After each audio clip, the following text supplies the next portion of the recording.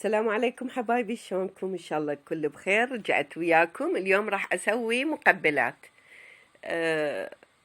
طبعا طيبة، وهسه تجربوها وتشوفوها. اللي تعجبها خلي تجربها تشوفها. ومكوناتها بسيطة. عندي هاي قرصة خبز قطعتها، وباذنجان، طماطاية وحدة ثرمتها، وبصل سويته شرايح، وفلفل اخضر وحدة قطعتها حلقات من هذه الرفيعة، يعني مو العرضة، عادي ويصير العريضة إذا حبيتي تضيفين. وهذا هنا عندي حمص سالكته مسلوق ومحضرته على صفحة. هسه شوفون الطريقة مالتها. نروح للطباخ وأبدي أقلي بيهم. بالبداية أخلي الطاوة مالتي وأخلي بيها شوية زيت، لأن هي تنحسب مثل نوع من أنواع الزلاطة، يعني فما ما يصير بيها دهن هواية، يعني تصير ما مرغوبة، وحتى مو صحي تضيفين يعني زيت هواية. أنا هنا ضفت قليل، كلش قليل، وبديت أقلي بالبصل. طعمها كان كلش طيب، وإذا حبيتي تجربيها تجربيها وتشوفيها كشكل وطعم طيبة. بالبداية أبدي بالبصل، أقلبيه إلى أن يدبل. أبرش عليه سن واحد مال ثوم، يعني حتى أحمسه ويا البصل سن واحد مو أكثر، وهذا اختياري. اللي يعني ما تريد تخليه براحتها، واللي حابة تضيف كطعم يعني طعم طيب، ما يصير طعم يعني ما يطلع طعم الثوم ما طيب. او اذا تقدرين تستغنين عنها بثوم مطحون، انتي مخيرة على راحتك. وهنا بادية يعني مبلشة احمس بالبصل. كل شوية اطفي الكاميرا حتى ما يطول عليكم. احمس بيه الى ان يدبل. هسه هاي ضفت البصل والثوم. ارجع اضيف عليه الفلفل الاخضر اللي مقطعته، فلفلاية وحدة، بصلاية وحدة، وطماطاية وحدة، والخبز خبزاية وحدة، الباذنجان هم وحدة. إذا حبيتي تكثرين الكمية أنتي على راحتك، شنو اللي يعجبك تسوي. هم أظل أحمس بهم إلى أن الفلفل والبصل يدبلون كلهم سوا.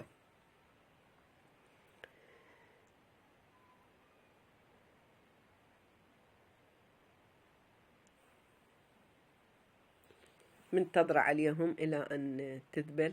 طبعا أني يعني ما أصور وأحكي بنفس الفيديو، لأنه نوبات بصراحة أنسى وأظل أسولف ويا بالبيت وأظل أحكي، فأغلق الصوت وبعدين أرجع أحكي. هنا من بعد ما البصل ذبل ويا الفلفل أضيف عليه الطماطاية اللي ترمتها. الطماطة هم على راحتك، تحبين تقشريها بالبداية وتحمسيها، أو تخليها كلها يعني كاملة بدون ما تقشريها، هم هذا شي راجع لك.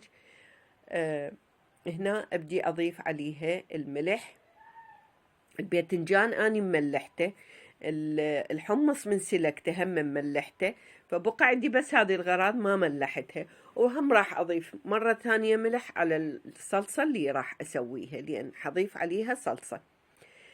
هذه بعد ما ملحتها هم انتظر عليهم إلى أن تذبل نهائي.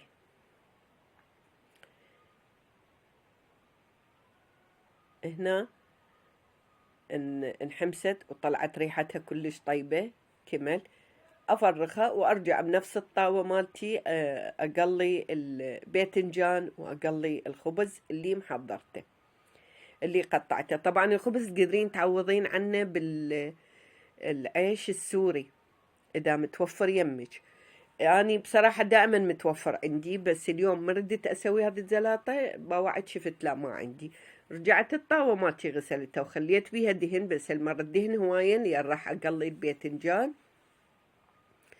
وتقطيع الباذنجان سويته مثلثات هم اختياري، بس هو ما يرهم بصراحة انه تسوينه حلقات يعني مدورة كاملة، لا ما ترهم، لان كل شي بيها ناعم مثروم صغير، فما ترهم الباذنجانة تطلع كبيرة. فسويته هنا اني على شكل مثلثات، رمتة ثرم عادي هم انتظر عليها إلى أن الباذنجان يتقلى، وأرجع على الخبز أقلي.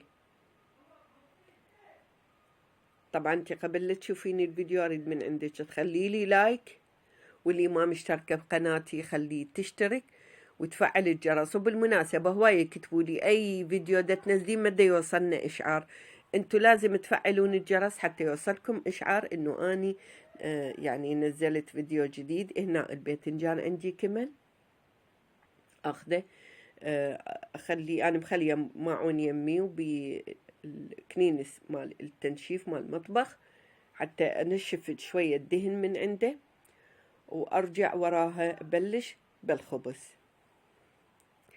هي طريقتها سهلة بسيطة، وحتى طعمها كلش طيب، يعني أنا هذه دائما أسويها. وهم مثلا من يجيك ضيف، من يجيك خطار، هم تقدرين تسوي لي هي كشكل، هي حلوة كشكل حلو، وطعمها من نفس الشي. هسه هذا الباذنجان خلاص عندي، أرجع على الخبز أضيفه كله. خبزاية وحدة خليت، لأنه أنا الكمية مالتي مسويتها على وحدة وحدة. وهم إذا عجبك تكثرين بالخبز أو بالعيش السوري انتي على راحتك.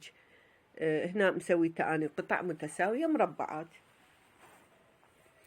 انتظر عليه إلى أن حمس واستوى، يعني تقلى كله كامل. هم أرجع أنشفه حتى أبلش أسوي الصلصة مالته اللي محضرتها. أجي هنا على الصلصة مالتي. هذا عندي لبن، راح آخذ خاشوقتين لبن،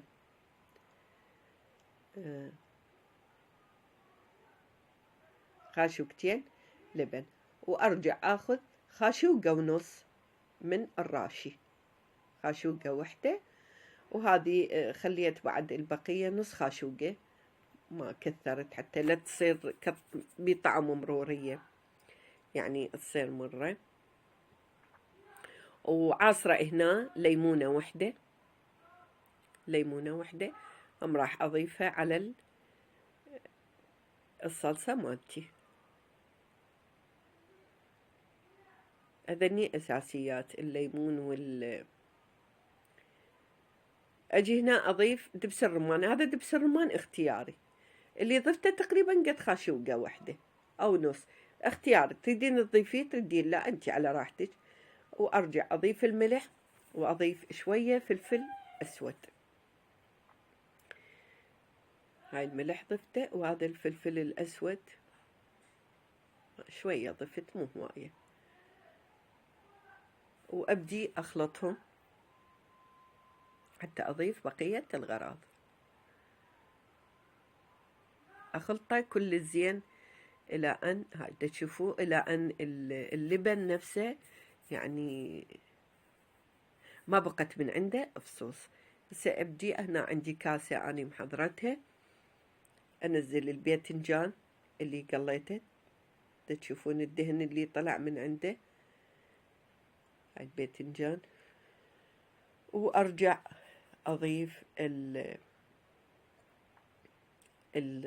البصل والطماطة اللي قليتهم ويا الفلفل ويا الثوم، أخليها طبقة لي فوق.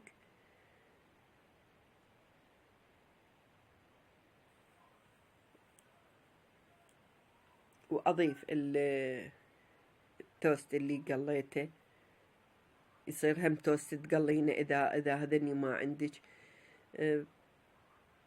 براحتك. شنو اللي متوفر عندك انتي بالبيت، يعني دائما أنا أشوف شنو الشغلات اللي متوفرة عندي بالبيت أسوي منها، ما أضغط على نفسي ولا أجبر نفسي إنه لازم أشتري. لا، باوعت اليوم أنا ما عندي العيش السوري خلصان، عادي خبزاية طلعتها قطعتها وقليتها. ضفت هنا بعد ما ضفت الخبز ضفت الحمص المسلوق، وأرجع أضيف من الصلصة اللي بقت عندي، اللي عفوا البيت البصل والفلفل اللي قليتهم.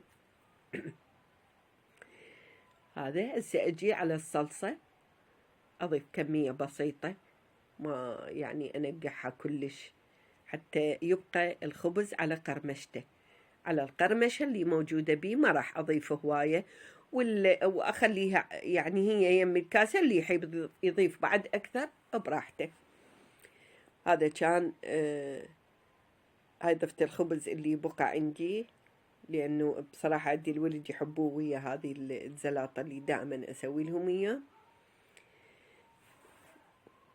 وهذا كان الفيديو مالتنا لهذا اليوم، إن شاء الله عجبكم، وجربوا هذه الطريقة كلش طيبة، وهي تنحسب يعني ترى وجبة غذائية كاملة، لأن كل غراض بيها متوفرة وموجودة كل الغراض بيها، فهي تنحسب وجبة كاملة، يعني حتى اللي ياكلها هيجي يشبع، ما يحتاج بعد ياكل.